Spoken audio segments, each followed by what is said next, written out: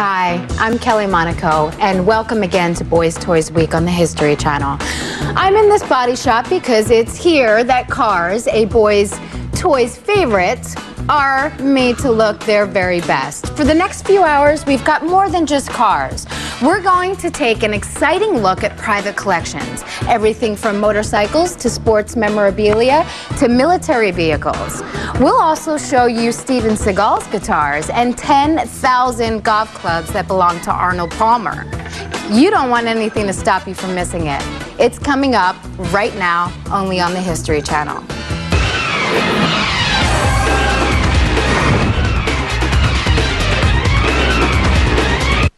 They're classics, defined by power, speed, and brute force. This collection is not for the weak or timid. These cars are just like their owner, all muscle. Why do I collect muscle cars? I think it fits the persona pretty well. You know, I didn't intend it to be that way, but it's just the guy, the person that I am. Every car in his collection has an intimidating roar. With a few modern-day exceptions, he's based his collection on the cars of his youth. When I was a kid, most of my friends had older brothers. Most of those older brothers were into muscle cars. And I always looked up to them, you know, and always wanted to be like them because they had these cool cars. After success as an NFL football player and international stardom as a professional wrestler, Goldberg began the car collection of his dreams. I got to a position to where I could fortunately purchase one, and one led to two, and two led to five, and five led to 10, and I think 10's led to 20, and you know, the sky's the limit. I personally don't believe I'll ever stop collecting these things. They're so much fun. Muscle cars were first made in the 1960s. Often called supercars, they utilized high-performance factory engines built for race cars. The one that fits Goldberg the best is a customized clone of a 1970 Chrysler Challenger. I had built to my specifications exactly how I wanted it. Visually, performance-wise, it came out exactly how I wanted it. It couldn't be any more beautiful as far as I'm concerned. The body is original, but under the hood, it's far from standard. One thing that makes it special is that it's a 1968 date-coded true Hemi motor. I have a race radiator on it. Carburetor was made by Demon Carburetors. They put the nitrous system on it for me. This car is nothing but business. Named for the engine's hemispherical combustion chamber, Dodge's 5.7-liter Hemi V8 produces 345 horsepower. Goldberg can add a quick burst of speed with his nitrous oxide injection system. Throws nitrous oxide right straight down through the carburetor, which gives you anywhere from a 50 to 300 to 400 horsepower boost. For Goldberg, each car is a reminder of his past. His Shelby GT500 evokes painful memories. There's a lot of emotion going into buying a car. Every day that I was sitting in my orthodontist chair as a kid and he was cranking on my teeth and causing me so much pain, the only positive thing that I could derive from that experience was looking out the window at his 1967 GT500 that was British Racing Green. So guess what? Now I have one. Designed by champion race car driver Carroll Shelby, the Mustang GT is powered by a 500 horsepower 428 Super Cobra jet engine. This is the one that I always envisioned buying when I started my collection. This was the one car that I wanted to obtain. For Goldberg, the thrill is in the fun. Many of his cars are purchased at auction. It's absolutely wonderful experience, and it's really hard not to get caught up in it. First year I went, I bought a car that I had no idea that I'd buy. Goldberg has enlisted Bob Johnson, a car broker, to search for the perfect cars to add to the collection. Anytime you are collecting muscle cars or collecting anything for that matter, there's always going to be forgeries, there's always going to be misrepresentations. You're always running that risk of being duped, and fortunately that's what Bob Johnson's for.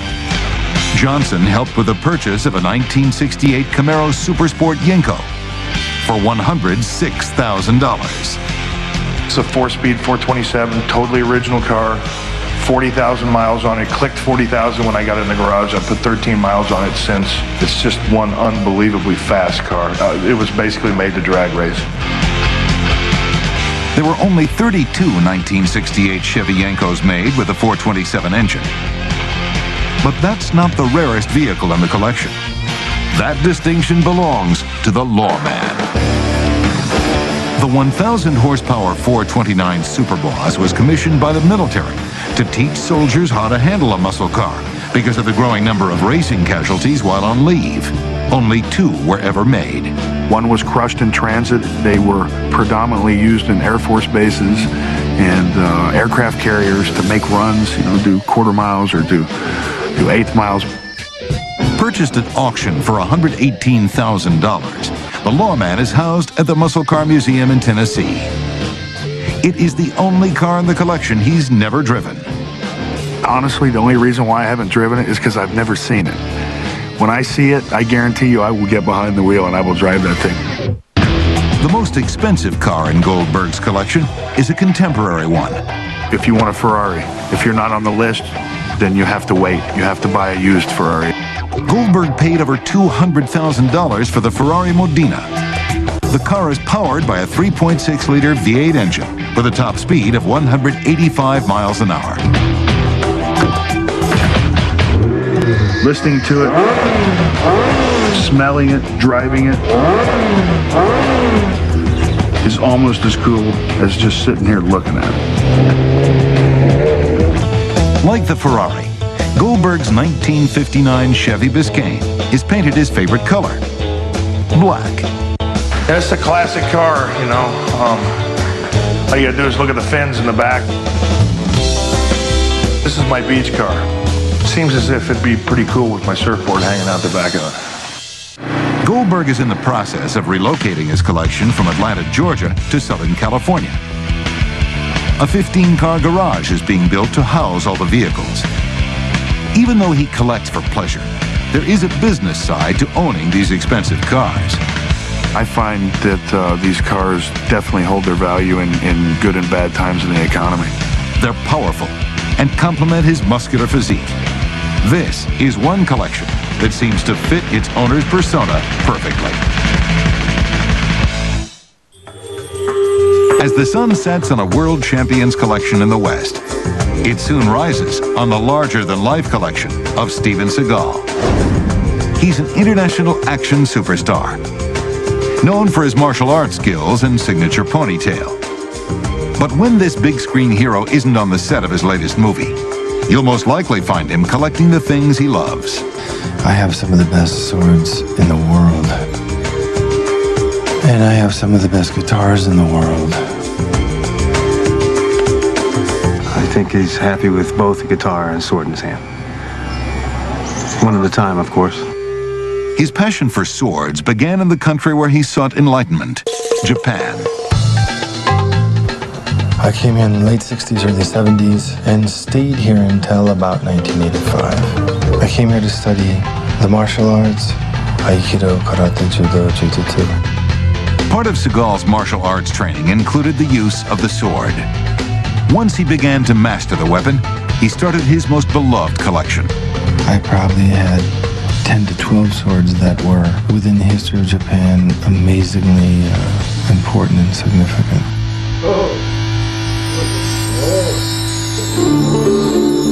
Samurai warriors emerged during the Heian period, from 794 to 1185. These warriors were sought after by feudal lords for protection from rival clans. Battles were constant and fierce. Many of the swords were modified to reduce the weight. Here you have a sword that's almost 1,000 years old, and it feels, I can't even feel the weight in my hand. I feel like a feather. The balance is that good. Crafted by repeatedly heating and pounding steel, making a sword was more than just an act of labor. It was also a sacred ritual. When these sword masters made a sword, they didn't eat for sometimes weeks. They fasted, they prayed, they went inside the katana kaji, and they made something that was supposed to be exemplary of their own spiritual quest. Upon completion, a blade would frequently be tested for sharpness and durability on the bodies of deceased criminals. The results were often documented on the handle. It'll say, this sword cut through 5 bodies as a test, and sometimes it's in gold. Segal considers it an honor to own such ancient historic symbols. More than just weapons, he believes they are well-designed works of art. To us, it's like looking at a Picasso or a Rembrandt, but these are older. Collecting swords can be an expensive proposition. Swords can go upwards of $1 million just by virtue of what they are, not necessarily who they belong to. But swords aren't his only passion. He also has a collection of almost 300 guitars. Many of these instruments were hard to find.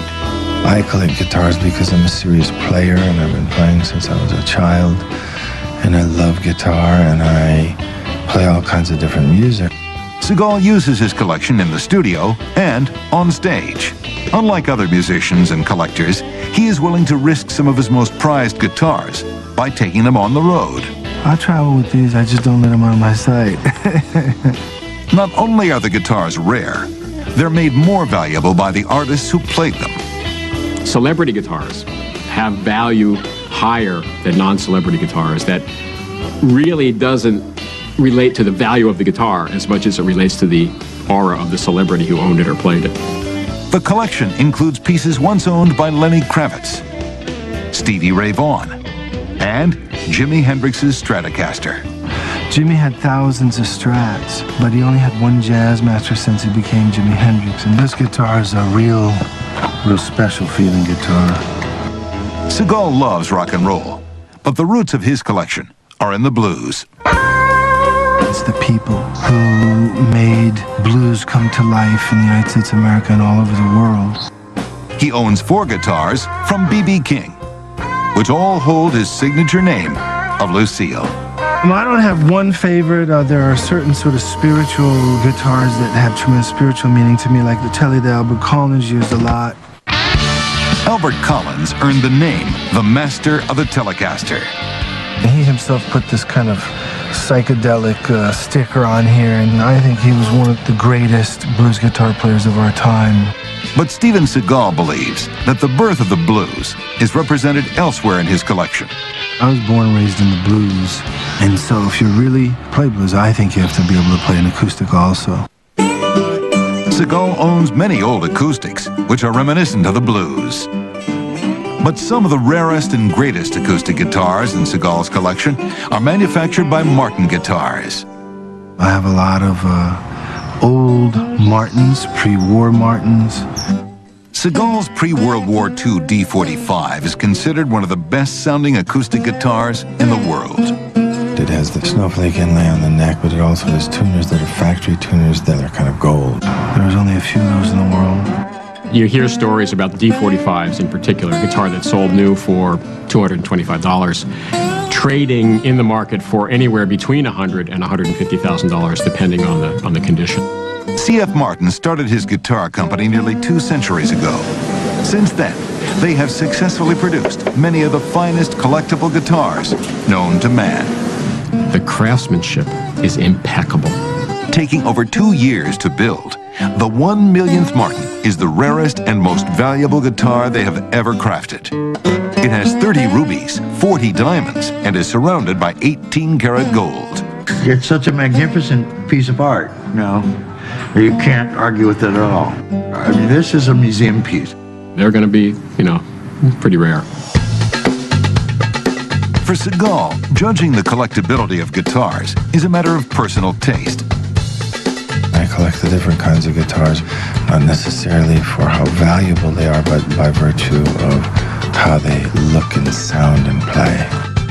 Whether it's guitars or even swords, Steven Segal's collections are a reflection of his favorite things in life. For me, it's a reverence, and it's only natural to be able to collect those things and revere and admire them.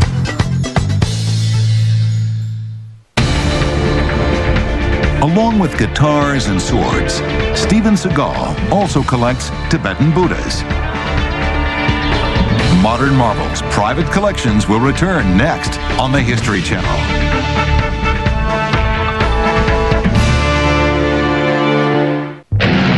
Of all the collectors in the world, only a few can claim a collection of these.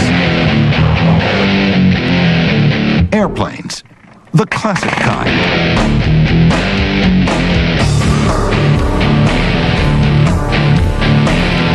Collector and pilot Kermit Weeks has a remarkable collection of over 140 planes that span 100 years of aviation technology. And unlike most planes of this distinction that never leave the protection of an airplane hangar, all of Kermit's flying machines take to the sky. I don't collect anything that I don't intend to fly one day. So the airplanes in the collection either have flown, do fly, or will fly. Valued at over $40 million, with some of the planes considered priceless, Kermit Weeks has assembled the world's largest private collection. I think airplanes are kind of like people. They all have their own quirks, idiosyncrasies, qualities. You know, you have to love them all. Kermit was drawn to the world of aviation at age 13 by the popular song Snoopy and the Red Baron. Little did he know it would change the course of his life. A spark lit inside me, and at that point in my life, I became fascinated with aviation. By age 17, Kermit Weeks had built his first airplane and began performing aerial acrobatics in a dangerous sport called aerobatics. Because I was competing on my high school gymnastic team, when I was used to flipping around in the gym, when I started to learn how to fly, I immediately gravitated towards flipping around in airplanes. Kermit's love for anything having to do with aviation took new flight when his grandfather shared his fortune from the oil business with the rest of the family. Kermit immediately started collecting airplanes. I began with one when I was about 25 years old. It led to another, and it just kind of snowballed and started going downhill from there. And that's how the collection process began. Many of his planes are authentic reproductions. Every effort is made to recreate the smallest detail. We have a number of airplanes in the collection from the early period that we built from scratch, but we always try and maintain a high degree of authenticity. The plane that first piqued his interest in aviation is now part of his collection.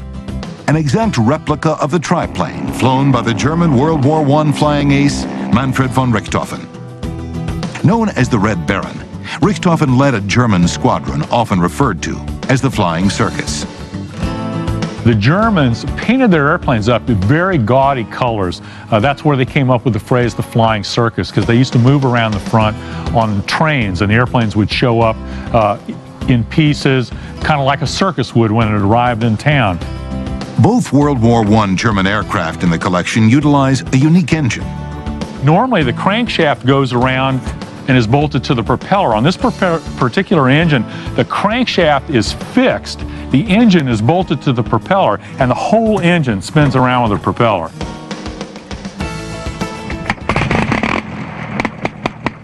The German World War I rotary engines do not have a throttling system.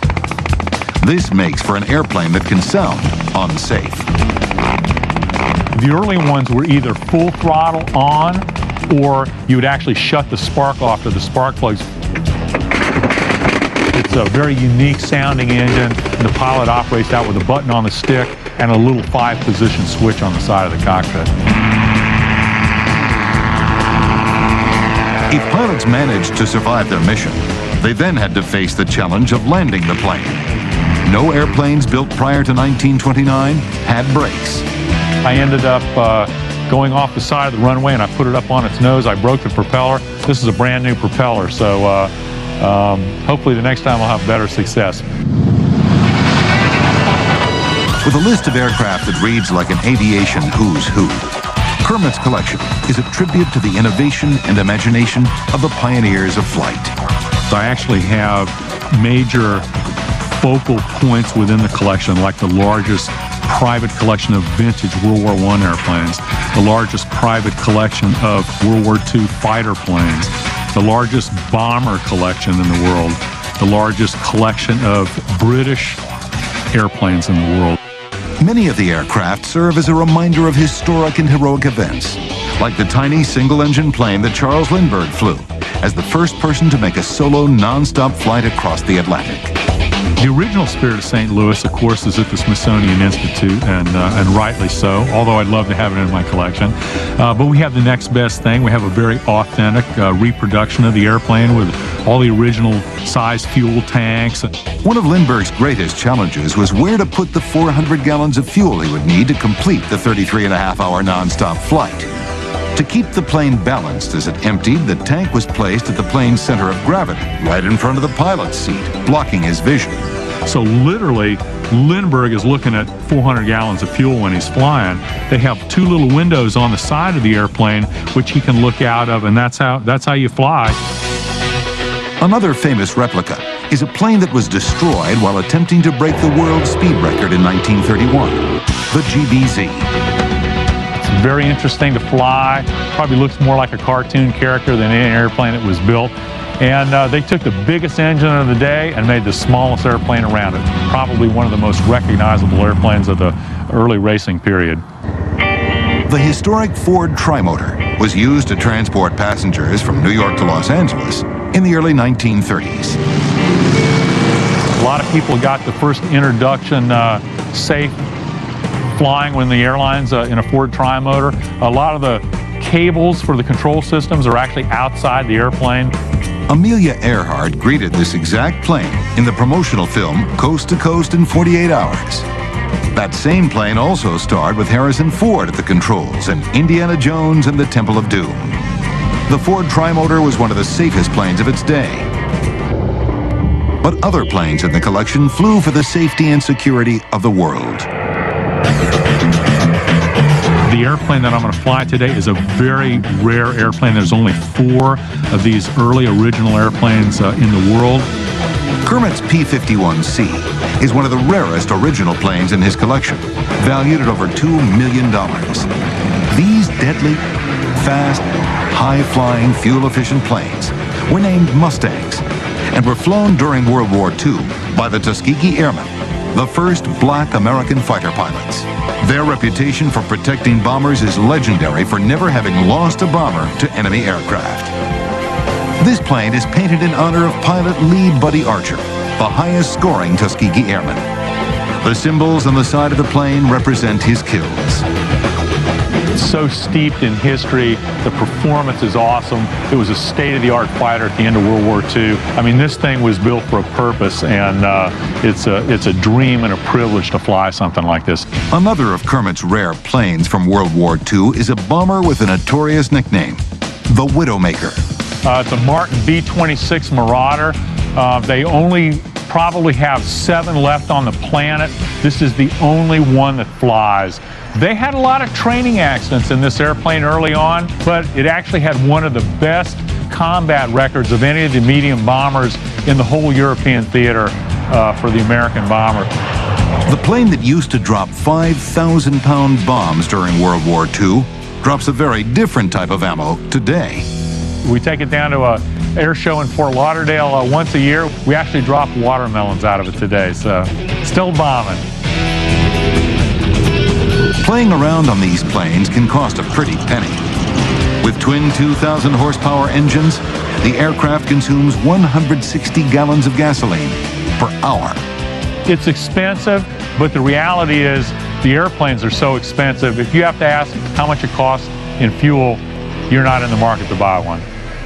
The largest airplane in Kermit's collection is actually a flying boat called the Short Sunderland. It's the last 4-engine passenger flying boat that still flies on the planet. We brought it back across the Atlantic Ocean from England 10 years ago. It was the last crossing of a flying boat, a 4-engine flying boat over a major ocean. Kermit was able to pilot the flying boat back to Florida, but other planes still await the journey.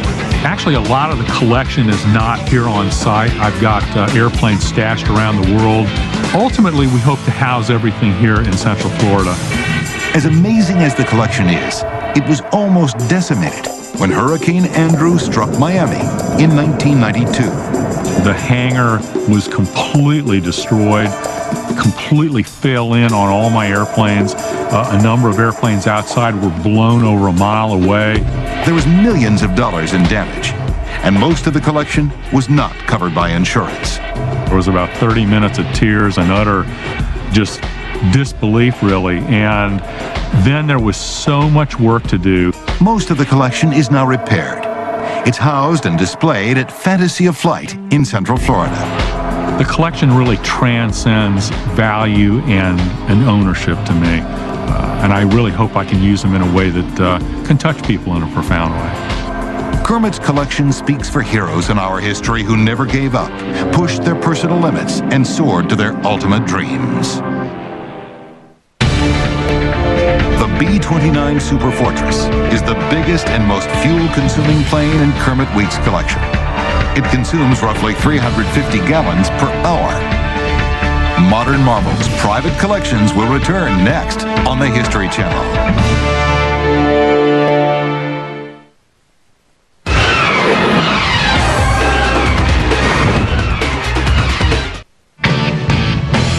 This collection has raced, jumped, and crashed in movies and on racetracks around the world.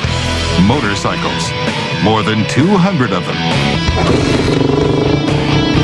All owned by a daredevil turned stuntman. There's no question that motorcycles started my career and are still a very big part of it. His profession is his collection. And for Gary Davis, motorcycles are a good life.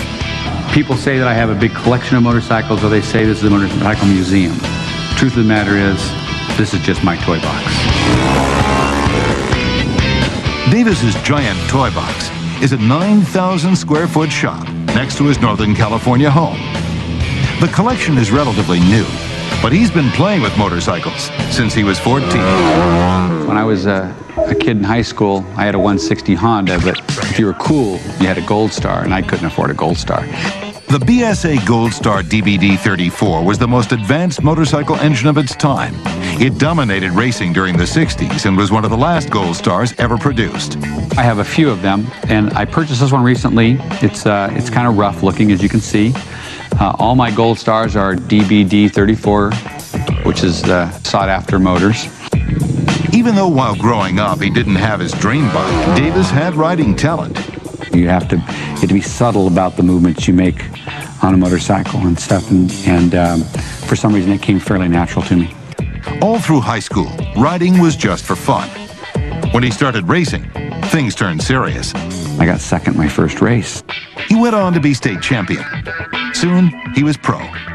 But racing wasn't the only way to make a living in 1969. Top daredevil Evel Knievel was getting rich jumping over cars. Gary felt he could do even better, but it meant taking riding to the extreme. In 1971, I started jumping motorcycles over cars for a living, a la Evel Knievel.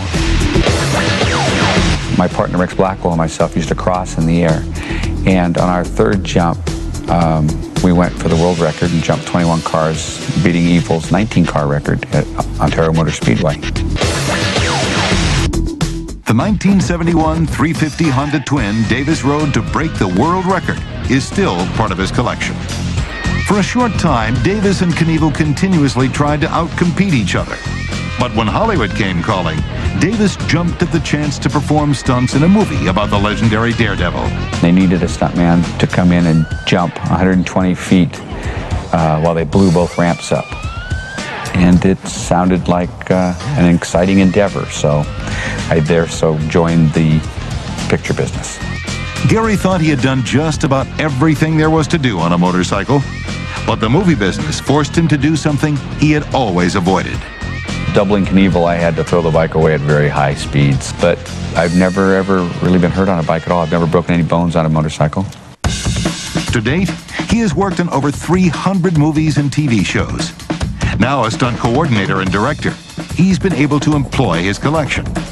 Most of my newer bikes are using lots of stones, but up on the top shelf up there's the bike I used as Captain America, and we did 2 different pilots. This 1976 Mako appeared with Gary in one of the very first movies about motocross.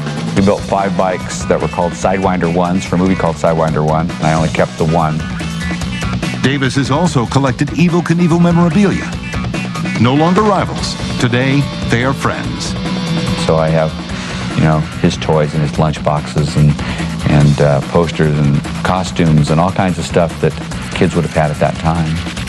Even though he loves the movie business, Gary really needs his downtime between pictures. If I didn't have my motorcycles to come down here and work on every day, I'd have to be going to a shrink a couple of times a week. There is no shortage of bikes to work on. Many, like this Vincent Lightning, are works in progress. They're a fairly sought-after bike. They're highly respected. They were ahead of their time in almost everything they did. Their suspension, if you look at the suspension, is done like when Yamaha was so proud of themselves and they called themselves a monoshock. They built this triangular structured swing arm with a single shock that ran up underneath the tank. Well, here's a bike from the early 50s that has the same exact suspension. When completed, the Vincent will be a legal street bike. Many of the motorcycles take a long time to finish. Gary pieces them together, one part at a time. If something is missing, he'll place an order for the part, but by the time it arrives, he's off working on the next.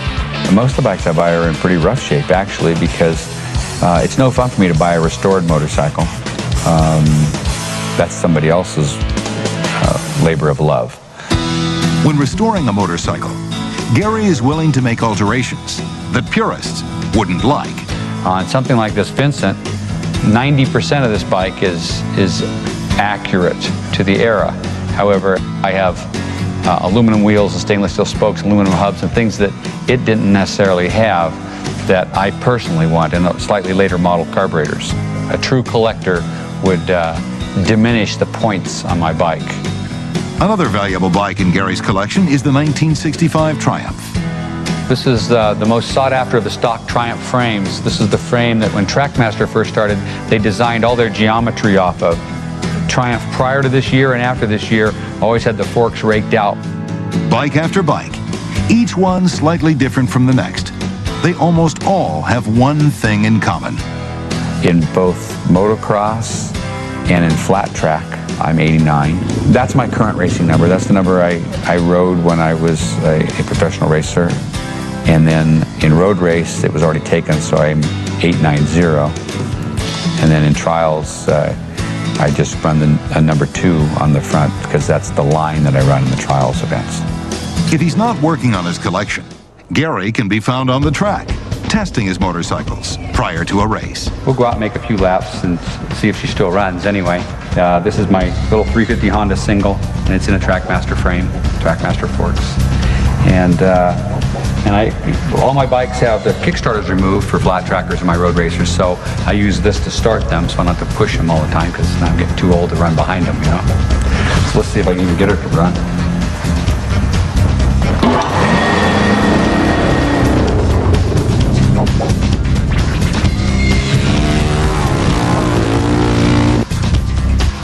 I was being very cautious, you know. When the throttle started sticking and getting me a little close to the edges with the throttle on, I decided it was time to quit. The oldest and rarest motorcycles Gary races are part of a class named after a prehistoric creature. The dinosaur class is pre-51 or earlier motorcycle, and it's a 500cc limit with the exception of Harley-Davidson and Indians are allowed to run 750cc's. This is the 1951 Triumph 500. It's a rigid frame and it runs the dinosaur class. Sometimes he will combine bikes for better performance. This motorcycle is what they call a trib suds because it's a Triumph 650 motorcycle engine in a BSA A10 chassis. It handles like a Gold Star except it has the Triumph twin motor in it. They're two of my favorite motocrossers actually, although they're both pretty heavy to be thrown around on a constant pace. All the bikes in the collection are serious riding machines, except for one. I have a little road racer they're called a pocket bike. It's about 2 foot long and 16 inches high that is almost impossible to ride from a guy my size. Davis also has an extremely rare collectible, which he believes is a museum piece. The Yamaha YDS-1R is one of my prized possessions. It's one of only 3 known to exist in America. It is the first production road racer Yamaha built. It's the highest classed motorcycle I have in my collection. A sentimental favorite is a 1918 Indian known as a flat tracker. Davis likes it so much, he separated it from the rest of his collection and keeps it in his house. I love the era as much as I do the bike. I love the way that racing was treated in those days, that it was a high-class event. In the early days in board track racing, the bikes were nothing more than a bicycle with a big V-twin engine in it. Built by a legend in motorcycles, the 1956 BSA Gold Star holds the greatest sentimental value to Davis. This bike was built by Ray Hensley. He was the founder of both Sonic Weld and of Trackmaster Frames. It was the last motorcycle that he assembled before his death, and I miss him a lot, and this bike will never be away from me.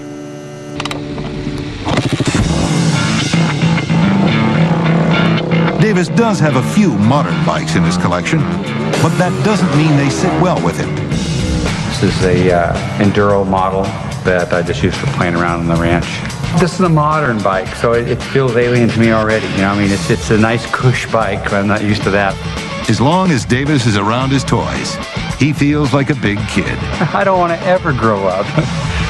With a collection this size, he'll be playing with motorcycles for the rest of his life.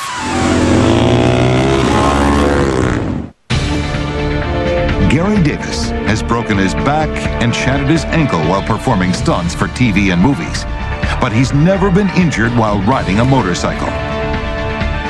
Modern Marvels Private Collections will return next on the History Channel.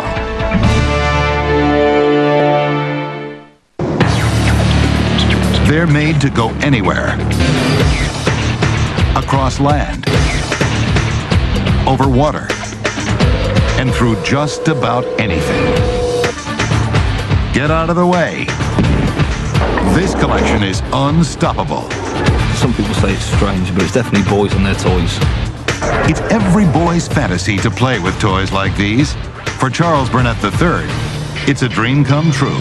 He owns a personal armored fleet, a virtual army of more than 30 military vehicles. They use treads, tracks, and propellers to go almost anywhere. My collection, I'm particularly interested in vehicles that are designed to get through the most challenging and tough environments, whether it be ice or snow or swamps or water. With a total weight of more than 200 tons, the collection of tanks and multi-purpose military craft are all housed near Burnett's spectacular home in southern England. Burnett's own backyard provides the perfect battlefield. This is why it's some of the best testing grounds in the world here, because you've got mud, you've got rock, you've got water. So if you can get through this, you can get through just about anything. The terrain is ideal, but that isn't the only reason the Texan keeps his collection at his second home. One of the great things about England is that driving track vehicles is not specifically prohibited by law as long as you have the correct licenses. It's not uncommon to see Burnett in one of his massive machines as he takes a joyride through town.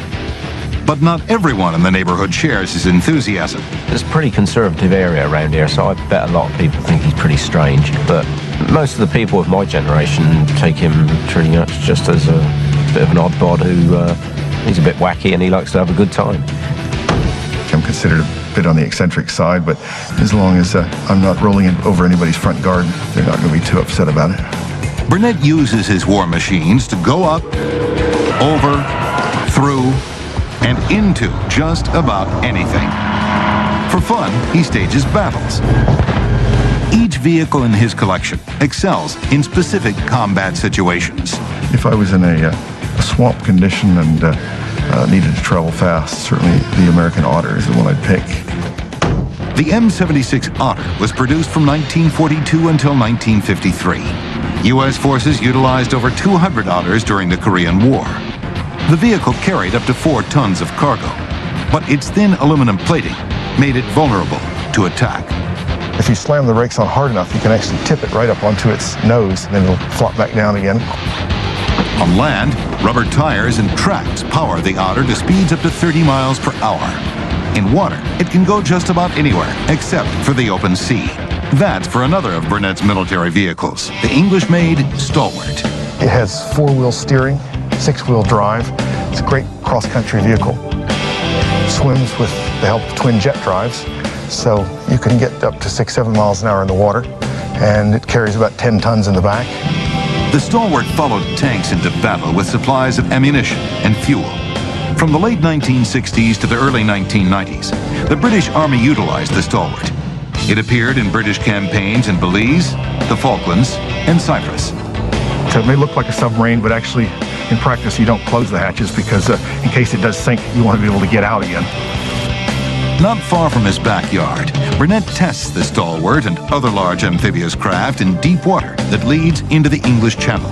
It's rare for his vehicles to sink, but there are other risks when entering the water. First thing to check is to make sure that you can get out again. So we want to make sure that wherever we have to come back to is dry and firm enough to get us out. We want to make sure there's not a big tidal run going. 7-8 knot tides are not uncommon out here. So with a vehicle that only goes 5 miles an hour, you can readily understand how you can end up in the English Channel if you're not careful. We've got no water drive, is that right? Come back? That's correct. Okay, we'll be on our way over. This is really treacherous mud. Some of the worst in the world. It gets high tide under it, and it gets very loose and soft, so you can't use the tracks or the wheels to get you out. So you have to rely on your drives or somebody else that has got more traction than you. So at the moment, we probably have more traction. Being a track vehicle, we're going to go and give them a little bit of a help there, drag them out of the mud, and keep from having to wait for the rising tide to bring us in. In difficult situations like these, Burnett deploys a massive machine called the Aquatrack.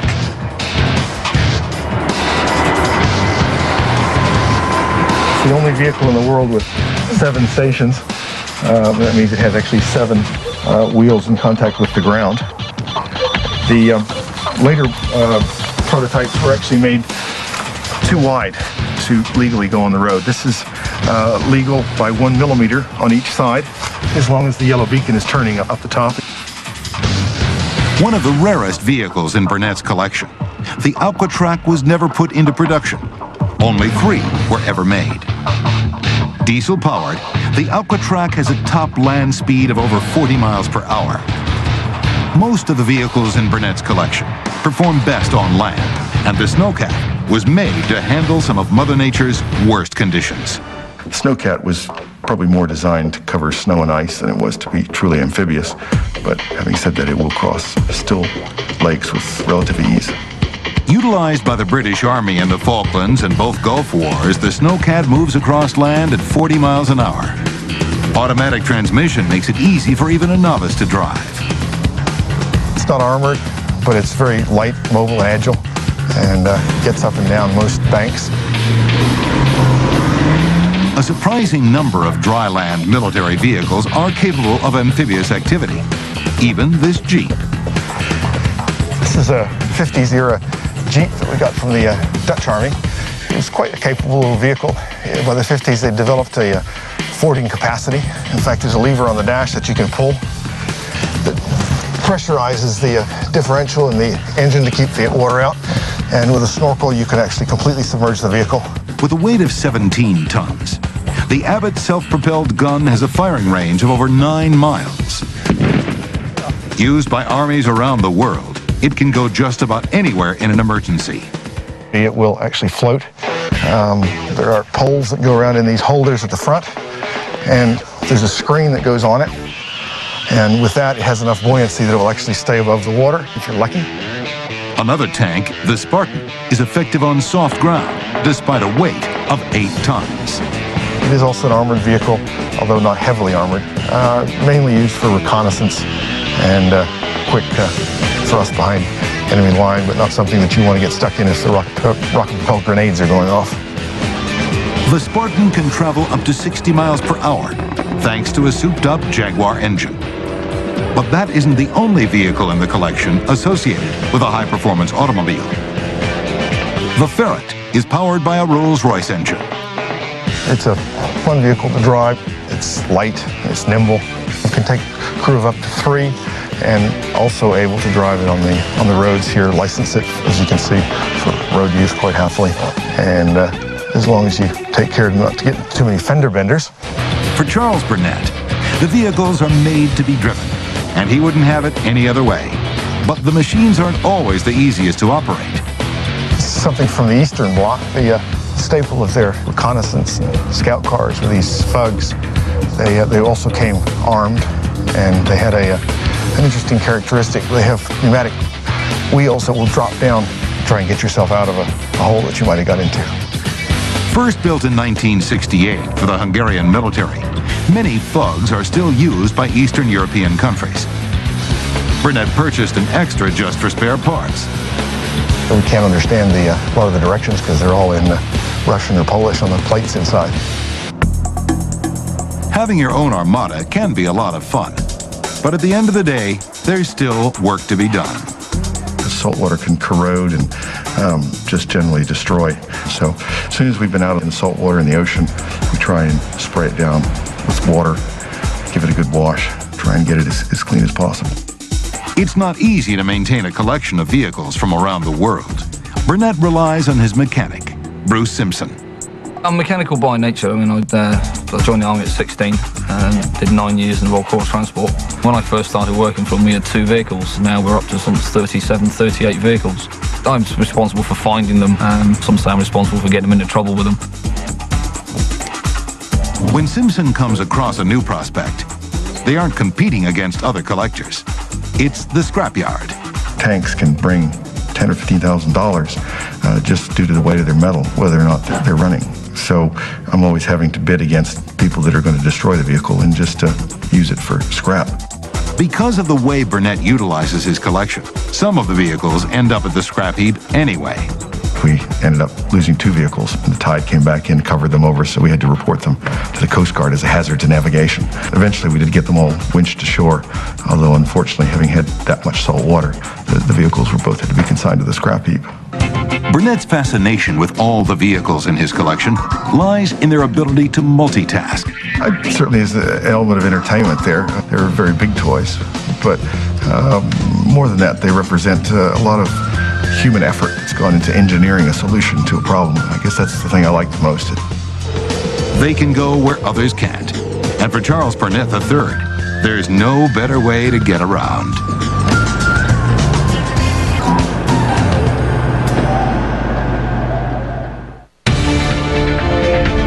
The first motorized armored fighting vehicles were tractors with metal plates attached to provide protection to the driver and passenger.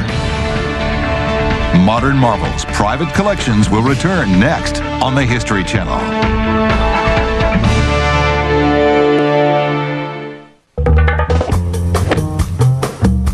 One of the world's most popular athletes, a golfing legend. Arnold Palmer's golf clubs are a reminder of some of the game's greatest moments. It's a collection that's the result of Palmer's pursuit of perfection. I always felt like if I could design or have built a perfect golf club, then I could play a perfect game of golf. Of course, you know and I know that isn't really going to happen, but the closer you get to doing that, I always felt like the closer you could get to playing the way you'd like to play the game.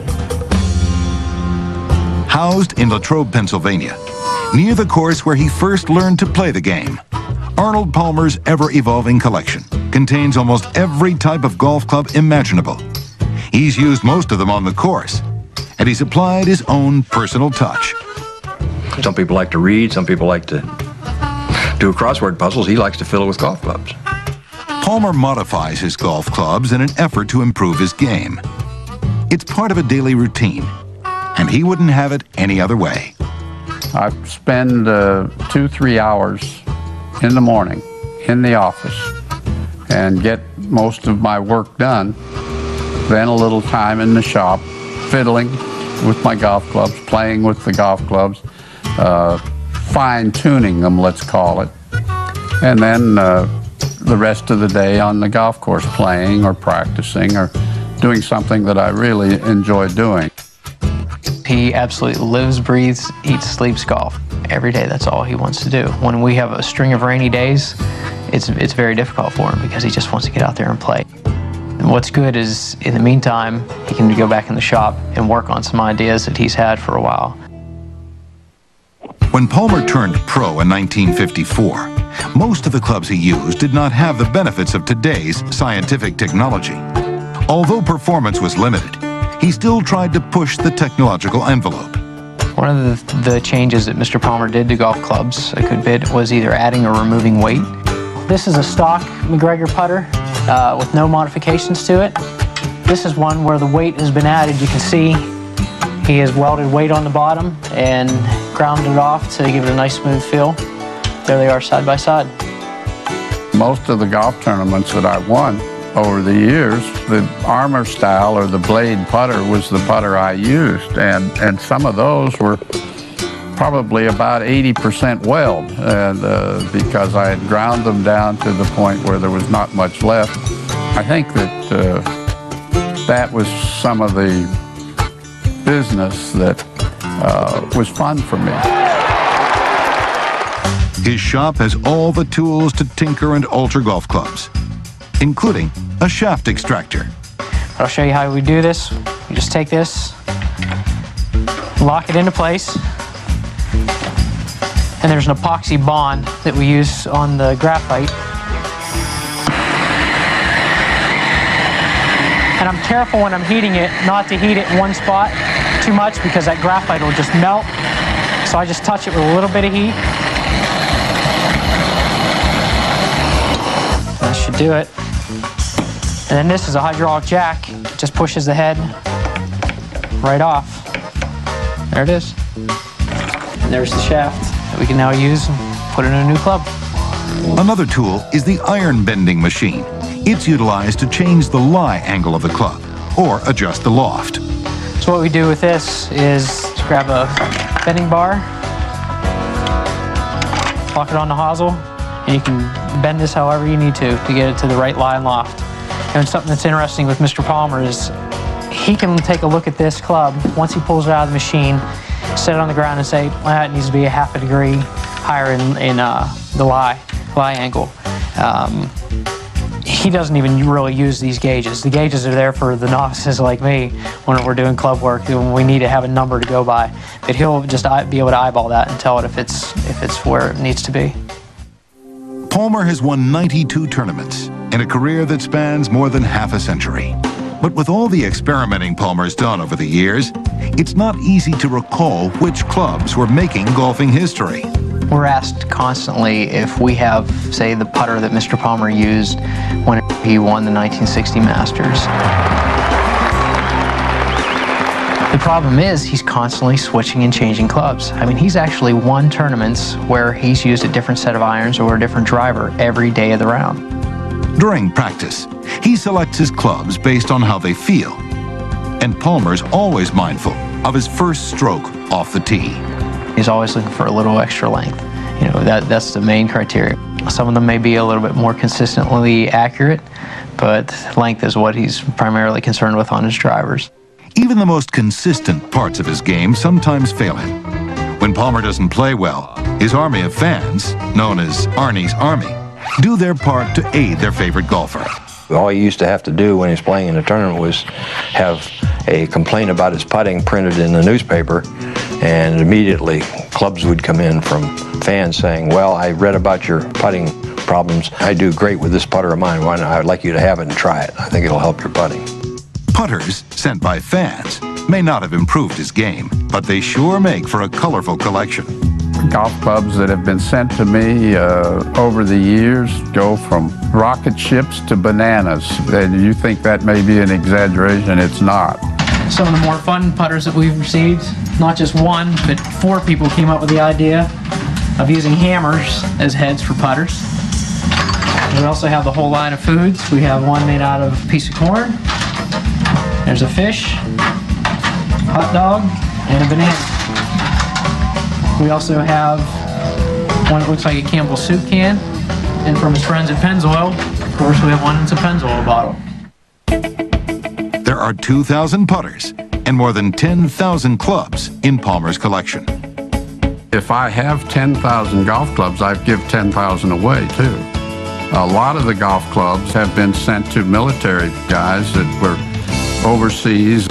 Some clubs have been given to pros. One in particular helped a fellow golfer named Tony Lima in 1964. I suggested to him that he go play in the British Open at St. Andrews. And after a little grilling and pumping, he said, okay, Arnie, he says, I will go to the British Open, but he says, I need your caddy and your putter. And I said, okay. And he won the British Open. I got more of a kick out of that than a lot of things that I've done in my life. Even after 70 years on the course, Arnie is as serious as ever about golf. As long as he's playing and experimenting, his collection of clubs will continue to grow. I'm one of the people that always look to the next day and say, well, you know, maybe I'll find something that will make this old guy play a little bit better golf tomorrow. For Arnold Palmer, the collection reflects the best part of his golfing life. A collection of tools with which he crafted some of golf's greatest moments. The most sought-after clubs are the early 1400s long-nosed woods. Much like a modern-day ice hockey stick, they were commonly used for over 400 years. Today, they are valued at anywhere between $3,650 and $100,000. He was the king of rock and roll. He drove expensive cars, wore fine clothes, and sported the finest jewelry money could buy.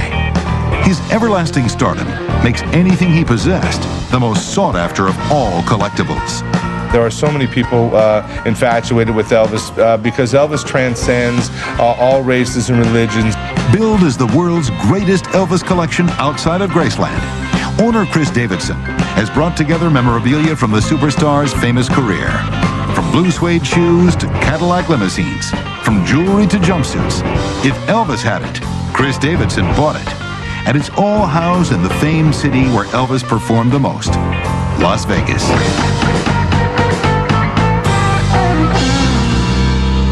Everybody expects to see something Elvis related when they come to Vegas. Elvis is most closely associated with the city because Vegas is a late night town and Elvis was a late night guy. Chris Davidson's infatuation with Elvis began long ago. I saw Elvis twice as a kid, once here in Las Vegas when I was about 12, and once again in Long Beach, California. After I saw him the first time, I was completely hooked. When purchasing a new collectible, sentimental value is also important. I actually like to collect things of Elvis's that meant a lot to him, which don't always necessarily relate to money.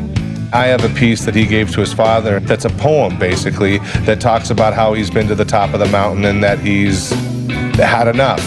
Davidson turned his admiration into a $5 million collection that spans every era of Elvis's career.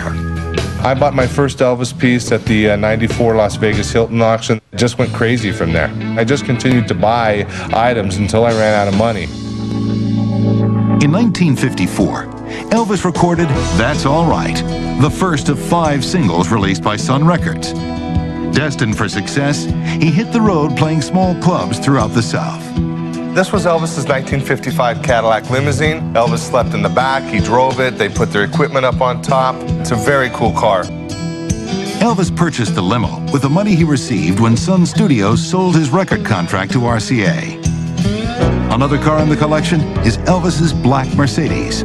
I'm in that car a little over $300,000. It was purchased originally at auction at the first sale that I went to in '94, and it is the most expensive thing that I've ever paid for. But cars weren't Elvis's only love. In January 1956, Elvis recorded a song named after a really cool pair of shoes. Elvis soon added a pair to his wardrobe on stage. The prized blue suede shoes are valued at $1 million. It didn't matter what Elvis wore. There was total pandemonium whenever he performed. Girls loved the way he swiveled his hips, while parents claimed the country's morals were eroding. But in 1958, Elvis entered a new era in his life that drastically altered more than his wardrobe. Going into the Army was really both scary and huge for Elvis. Elvis wanted to be a good soldier and to do his part with America, but certainly very scary for him because he wasn't sure where his career would be when he came back. The collection contains several items from Elvis's years in the military. Here's the Army display case. There are some fabulous pieces here in this case. Inside this Army trunk, which was shipped by Elvis from Germany to Memphis, were the fatigues, which I also purchased from the Graceland auction. There were many documents related to Elvis's stay in Germany. After he finished serving his country, Elvis wore this military coat on more than one occasion. Elvis did a film called GI Blues as soon as he got out of the Army, and I purchased it from John Torog, who is the son of director Norm Torog, who directed 9 different Elvis Presley films. In November 1960, GI Blues opened nationally to warm reviews and big box office sales. Elvis had more money than he ever dreamed and free time to do as he pleased. Behind us is Elvis's boat. Elvis enjoyed boating up and down the Mississippi. He had a lot of downtime in between films in the 60s, and so he and the guys would go out and go skiing or fishing. Although he remained dedicated to his film career, Elvis longed to perform back on the stage. In 1969, he returned to one of the few places he hadn't been a hit yet, Las Vegas. Elvis first performed in the city in 1956 to lukewarm response. Upon his return, he followed the advice of Las Vegas veteran Liberace. Liberace's advice to him was, you'll be very memorable the more glitzy and glamorous that you are, which of course Liberace was, and of course Elvis really in the 70s developed and honed. Elvis stormed the stage wearing outrageous jumpsuits and fine jewelry. And whenever Chris Davidson wants a touch of Elvis, he adorns himself with the King's personal possessions. Jewelry is really my greatest fascination. I have many pieces that I own that are fabulous. The 42 karat Red Star ruby ring is stunning. Elvis paid 75 grand for this ring and gave it to a friend of his, and I paid around 25 grand for the ring. Each piece of jewelry in the collection is a rare, one-of-a-kind. I also have a black medallion with Elvis spelled out in diamonds, which is very cool. Although Elvis liked expensive jewelry, he was more interested in obtaining items related to his own personal safety. In the 50s, when he did his performances, they would need to hire for extra security police officers. And Elvis became fascinated with guns and badges, and so over the years collected a vast amount of badges and guns, with the ultimate badge being the DEA badge that he received from President Nixon. At Elvis's written request, he met President Nixon in the White House to discuss the nation's widespread drug abuse. Nixon gave him a special agent's badge, which Chris Davidson purchased for $10,000. Ironically, it was Elvis's own use of prescription pills that would take a toll on him. On August 16, 1977, at 42 years of age, Elvis Presley died. Despite his death, his popularity has never faded. The reason that fans refuse to let Elvis go is just because he was such a significant part of their life. Elvis was almost like a religious figure to many people. Elvis is actually the #2 recognized image in the world behind Mickey Mouse. Elvis will always be the king of rock and roll, and Chris Davidson does not see the value of his collection diminishing anytime soon. I've gone both ways with trying to, decide the future. I mean, we have several $1 million invested here, but ultimately I believe Elvis will stand the test of time. He's in the hearts of millions of fans, and with collectors like Chris Davidson taking care of his most cherished mementos, Elvis is sure to live on forever. The very first guitar Elvis Presley owned at the age of 11 was purchased at the Tupelo hardware store in Mississippi for $7.75. Today, the guitar is valued at around $1 million. Modern Marvels Private Collections will return next on the History Channel. It's one of the finest sports collections in Hollywood today, and it belongs to one of our finest leading ladies. Acclaimed actor and director Penny Marshall, the star of the Emmy Award-winning show Laverne and Shirley, and director of the blockbusters Big and A League of Their Own. She loves everything about sports. Penny has the artifacts from the glory days, the tangible evidence of the incredible moments gone by, and the relationships with superstar athletes to make each item more than a keepsake. Born in the shadow of Yankee Stadium, Penny's been a sports fan all her life. I'm from the Bronx, so we cut school and go to Yankee games and see Maris and Manila. You took the bus or the subway. The last thing you see before it goes underground is that slice of Yankee Stadium, which is the most beautiful view. From an early age, she had a collector's instinct. When I was little, I had baseball cards. I always collected some, but not to this extent. As you get older, you get nuts. A struggling actress when she first came to Hollywood, her collecting was limited by a lack of funds.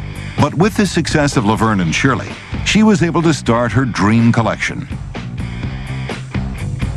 Her collectibles are divided into separate departments, each featuring a different sport. The older items are often the most valuable. Baseball, history of our country. It was an American game, so I like that. This is Negro Leagues, and those are from the Negro League pine balls. Part of the collection isn't about the stars on the field, but the fans in the seats. No, those are from the Polo Grounds. There's Yankee Stadium, the brown one. That's from Ebbets Field. When a lucky fan catches a souvenir baseball, it's his dream to add the batter's autograph. See, these are Yankees, and these are the Yankee World Series. I like this ball because it's the year of my birth, but we're not showing it up close because it's none of your business. I like the old-timers, Satchel Paige, Walter Johnson, those. Here's Michael Jordan. Baseball. I lost that for 3 years. It was in the garage in a box. One prized possession Penny couldn't pass up is this memento of her Yankee hero, Joltin' Joe DiMaggio. In 1941, the Yankee Clipper set a record that may never be broken. This is a table someone made when DiMaggio went on his 56 hitting streak. And so there's 56 signed Joe DiMaggio balls in here. Her bat rack reads like a Hall of Fame roster. And there's even an award to the player known as Charlie Hustle, Pete Rose. This is one of my favorite things. It's for Pete Rose. Baseball Writers of Association of America presented Pete Rose with an award for exemplary conduct on and off the field. But Penny is also a big round ball fan. An NBA season ticket holder, she's friends with many basketball superstars. In the basketball section, I have balls that are from the 1999-2000 season. Because I lived at the turn of the century. Penny even drafts players to help get the rest of the team's signatures. I sit near the visiting team, and I usually know someone on it. And so I'd see who was injured, like Alonzo Mourning was injured that year, and I said, I need this signed. And every time he says, I'm getting it, I swear. And so each player from each team got me a signed ball from their team. After finally receiving the basketballs, Penny spent hours trying to identify and label the scribbled signatures. You can't read these worth a darn. Now, so if they write their number, you bless them. Like all sports collectors, she is wary of fraudulent merchandise, usually demanding a certificate of authenticity when purchasing autographed items. But even the most cautious of collectors can still be tricked. Well, I've got this with a certificate, and Kobe was up here, and I said, oh yeah, I got a ball signed by you. He said, that's not my signature. I said, Kobe, it came with a thing. He said, it's not my signature. I said, but it came with a piece of paper, that's it. So he re-signed it. When Penny participated in a charity event, she received Shaquille O'Neal's size 22 shoes and other collectibles. This is Shaq's shoe, which is facing the wrong way. Shaq gave me, because I do a Shaq-tacular event. This my daughter got me. It's a Michael Jordan phone. For you Chicago fans. Other superstar players in the basketball section include Magic, Bird, and Barkley. The unusual, one-of-a-kind Dennis Rodman doll is one of several collectibles of basketball's bad boy. Dennis throws me the ball in the middle of the game. I went back, and at the end, he gave me the shirt. So I went back and met him, and he signed it. That's why it says to Miss Marshall. He's got the best heart. Dennis, he really is a good-hearted person. Some of her memorabilia pack a powerful punch. You gotta get Ali. There's Ali's pants and top. Then we head into football. Joe Montana, I directed in a commercial. Walter Payton, Sweetness and Gail Sayer. Jim Kelly, Steve Young. Through her brother, film director Gary Marshall, she met one of her sports heroes on the set of a movie. Johnny Unitas was there, and so he signed a football to me. So it's nice when you meet them personally. I mean, for me, he was a great player. One of the most unique parts of the collection is the music library. These are all sheet music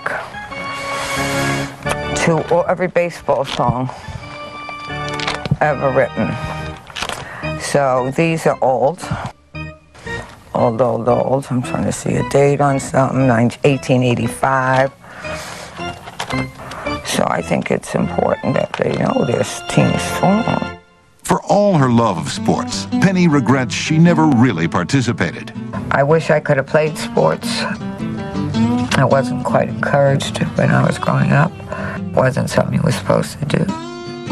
Girls weren't supposed to play ball. In 1991, Penny directed the hit movie A League of Their Own, the story of the American Girls Professional Baseball League. When filming was completed, Penny's team presented her with some cherished mementos. Here, the bat, the cast sign. There's a ball over there, the crew sign. The cast made that shirt up there with all the pictures on it for just the crew members. And they signed that. Each piece of the collection has been bought, begged, or bequeathed. But one of the most prized pieces came, one might say, from out of left field. This is Faye Dancer, who Madonna's character was based on. These are some of the real players from the All-American Girls Baseball League. Now, this was sent to me by Garth Brooks, who I met once. And he had bought it in a charity auction, and he said, I thought you'd appreciate this. And it was so sweet of him. I mean, this is someone who I don't really know. Penny's collection is very personal, since she's chosen items that have special meaning to her. These are the best at what they do, and so I like to bask in the glory of others, I guess. A mint 1909 Honus Wagner baseball card is worth over $1 million. Legend has it so few Wagner cards were made because he refused to have his name associated with the distributor, a tobacco company. Modern Marvel's private collections will return next on the History Channel. Star Wars, a science fiction adventure that captured the world's imagination and created an unprecedented merchandising phenomenon. The successful Hollywood fantasy spawned sequels, prequels, and billions of dollars in movie merchandise that would become some of the most sought-after collectibles on the planet. One man's passion for the groundbreaking film has driven him to scour the earth to acquire the largest and most valuable collection of Star Wars memorabilia in existence.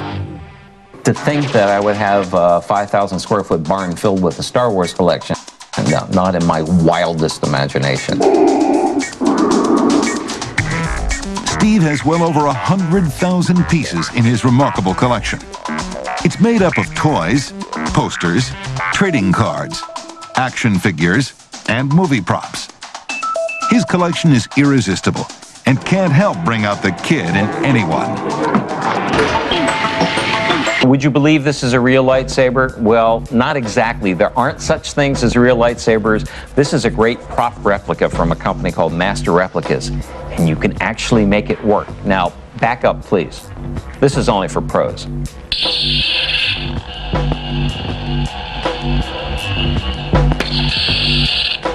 Cool, huh? But not everything is a toy. Some of the more valuable pieces are to look at and not to play with. Some of these rare items were hard to find. So here is the prototype R2-D2 lunch pail, the vinyl lunch pail that I searched for 10 years and finally found. Right over here is a very rare Boba Fett action figure with the missile firing mechanism still in it. That was never released because of product safety issues. Row after row, shelf after shelf of Star Wars memorabilia. There are items from around the world, and everything in the collection has one thing in common. No two are alike. This model is actually the three-dimensional blueprint of the full-size Millennium Falcon that was built 60 feet in diameter for Empire Strikes Back and Return of the Jedi. And this is a kit that was built for me by a friend from Germany. He researched every single piece that they used to make the original Millennium Falcon. More than 2,400 pieces, all the model kits they bashed, and came up with this amazing model. 3,000 movie posters, practically every book about Star Wars ever written, and clothing in every size. It all began with the movie's release in 1977. Little did Steve Sansweet know it was the beginning of a Star Wars obsession. Why does any collector collect? It's the passion. The movie blew me away. My background in loving science fiction, and I thought, this is the be-all, end-all. This is a movie that was entertaining, it was fun, I connected with it in a way I sort of related to the story of Luke Skywalker and his yearning to leave home. Not long after seeing the movie, Steve began competing with kids at toy stores for the latest Star Wars memorabilia. The great thing about being on the ground floor of what has become a collectible is the ability to go in the store and buy something for $1.97 that years later can be worth a lot more than $1.97. One of the very first movies to widely market merchandise, no one knew for sure what Star Wars items would sell to the buying public. One of the first items produced was a Chewbacca mug. The character was inspired by George Lucas's dog, Indiana. With every sequel, there was more and more to buy, from miniature action figures to life-size characters. So behind me is one of the icons of the Star Wars universe, the Han and Carbonite. And right next to him, of course, is the bounty hunter who captured Han, Boba Fett. Both of these are prop replicas and really nicely made. This, the Stormtrooper, is the character that everybody wants to be. And this is another prop replica from Don Post Studios. Another full-size character is everybody's favorite droid, R2-D2. R2 always got our heroes out of trouble. R2 was both a figure with someone inside to operate and move it back and forth. It was a mechanical figure which often broke down in the early days of filming Star Wars. Over the years, the characters evolved, along with the size of the collection. This is the way that Yoda looked in Empire Strikes Back, the original Yoda. And you can tell that he has changed over the years. This is the Yoda up here from Episode 2. That's a licensed item. Yoda, the fighting Jedi, becomes a lot fiercer. When I was down in Australia, I had an action figure made of myself. They asked me what figure I wanted the body on, and of course I said Obi-Wan, having the beard. That sort of worked pretty well. In 1991, he finally got the chance to purchase something that couldn't be bought in a store, but it would mean spending more than he ever imagined. I had the opportunity to purchase some actual props from the producer of the first two Star Wars movies. And that was a sizable expenditure. And the only way I could do that was to get a second mortgage on my house. And so I can still remember the guy who was selling it saying, "So which of these do you think you want to buy?" And I said, "All of them." As he continued to accumulate everything Star Wars, cost wasn't the only problem. We kept adding floors on as the collection kept growing. And even after I added on to the house, I ran out of space, and I got one storage locker, which eventually became 5 storage lockers. So space was a problem. As the collection became so big, Steve had to hire a curator to organize, catalog, and continue searching for new items. But Steve still holds the collection closest to his heart. The question about whether you have a favorite piece is sort of like saying to the proud parents of 8 children, which is your favorite kit? I love some of the props, but I also love things that fans have made. There's a friend of mine in Mexico City who makes out of tin plate Star Wars models. And he makes one for himself and one for me. Steve doesn't have a favorite piece, but he knows where visitors like to hang out. At the end of a long, hard day, when I come home from work, there is a place I go to unwind and relax. And when I have friends over, it's where I find them all of the time. Sansweet's passion for everything Star Wars would inspire him to write 9 Star Wars books and get a new job. I took a giant leap, left the Wall Street Journal, joined Lucasfilm as sort of a Star Wars ambassador. Although he appears to have everything any Star Wars collector could imagine, Steve is not about to call it quits. If you stop looking, it's no more fun. You know, so even if you don't buy, the search is fun. I look everywhere. I look on eBay or go to toy stores.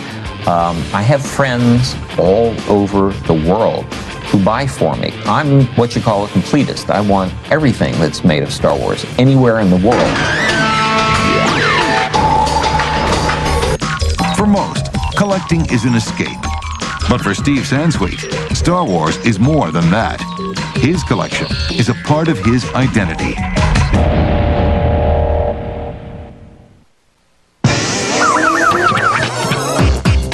A house of horrors. Home to some of the most frightening creatures imaginable. A place where your worst nightmares become reality.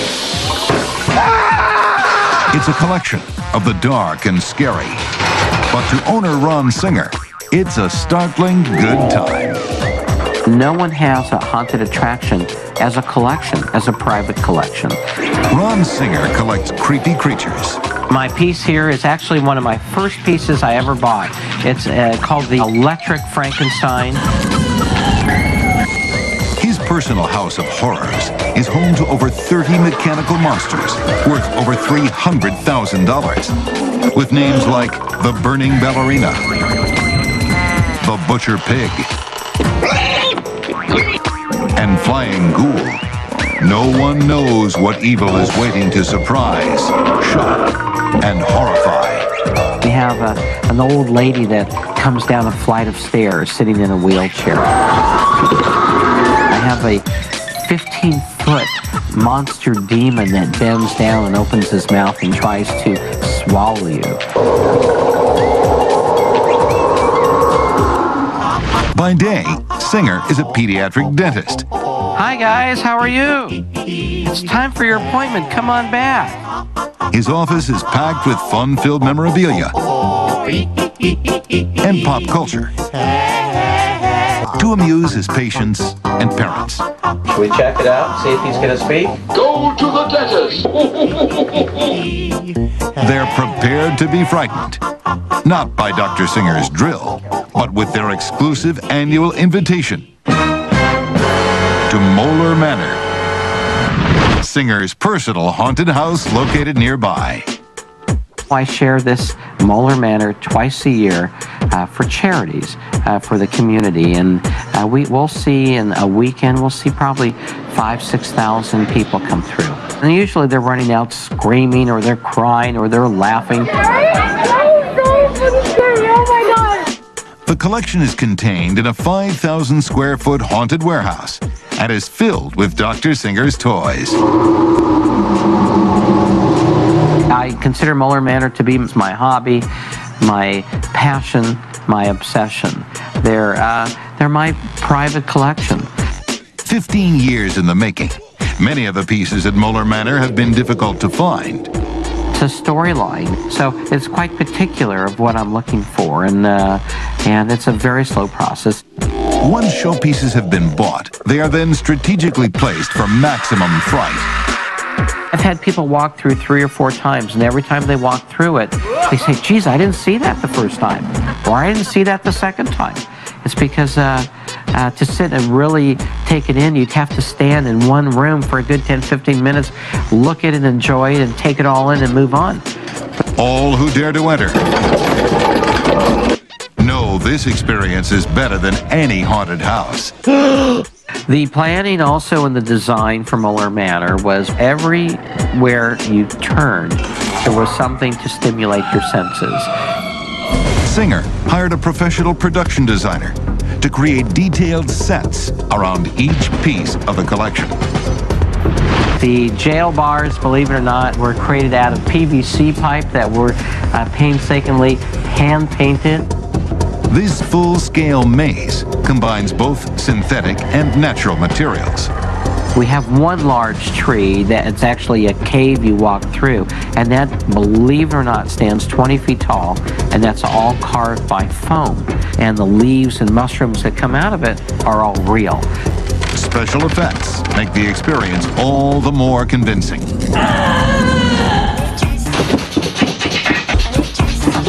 As you walk through the graveyard, flashing bits of thunder, and it's all integrated with my light posts, dim their lights, from the thunderstorm. So we have tried to make it very authentic. Many of the monsters come right from the silver screen. No haunted collection would be complete without this classic horror icon. Welcome to Frankenstein's laboratory. In the laboratory, we have special effects. A Jacob's ladder, which is right out of the 1930 movie, which is a bolt of electricity that rises up between two electronic wire beams. And then, of course, the Frankenstein and his bride are notorious for their films in the early 30s. Released in 1931, Frankenstein starred Boris Karloff as the monster. Dr. Singer has added details that relate to other movies. And with the laboratory, always you need a physiology chart for anatomy to let you know what parts to dissect. And also, you can't be without Igor and the scientist. Over the years, Singer has also collected other cinematic greats. I have Michael Myers, and I have Jason in the cornfield, and that was his famous position before he would attack his victims. Most of the figures in the collection are animatronics powered by air pressure. Unbeknownst to visitors, their own movements are triggering the monsters into action. The animatronics and machines are set off usually by 3 or 4 different means, and one can be a pressure pad that we mask on the floor, and we camouflage it and paint it into the concrete. When a visitor steps on the pad, the effect is activated. Other sensors are infrared beams and sound. Not only is each piece in the collection designed to scare, but each room has a different theme. You're walking through periods of time. You're walking through a cobblestone yard, maybe in England. You move into a new graveyard with a Victorian mansion theme. And then as you walk into this beautiful mansion with twinkling lights in the hallway, you see an old grandma in her wheelchair at the top as she greets you. And then you walk into the music conservatory and the ballerina room where she's dancing. But it's a wonderful effect. And then there's the kitchen where even a psycho pig can have his way. The pig is sitting there with a chainsaw, and of course, because everything's been done to him and his family members over the years, he in turn now is returning the favor.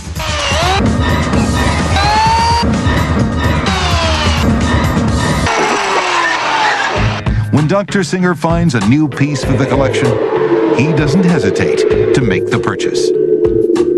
One piece alone cost him $17,000. It's basically on a per-order basis, so some years a couple are made and some years none are made, and after 1 or 2 years it's no longer available. So the collection I have here is absolutely rare items. His favorite is the Witch's Cauldron. It's where 2 old haggard witches are over a big cauldron and they're stirring it and they're cackling and giving incantations. The detail is phenomenal. I mean, it's a collector's piece of 1 of 3. Even though he has no room to expand, Moeller Manor is still a work in progress. I think as a collector, you're never content. I think you're always looking around that next corner. You're always looking to add something else, something that'll make your collection more special. It is a definite priority in my life. Could be possibly demented.